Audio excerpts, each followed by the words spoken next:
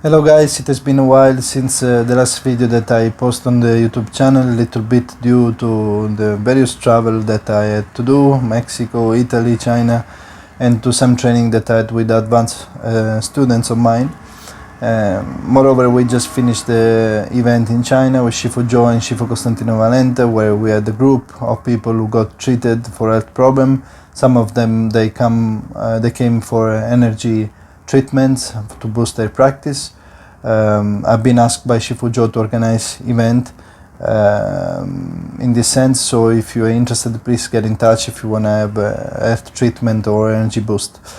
In this video that I'm about to show you, I'm going to show you the first qi emissions that I did, called Fa Qi or Fa Gong, which is perceived as a strong form of electric current, as you can see from the reactions, sometimes people even jumping around. And they've been organized in order, so you will see the first one I did, the second one I did, the third one I did. And I did this Fa Qi thing after finishing the fifth qigong advanced program out of 6 that we have.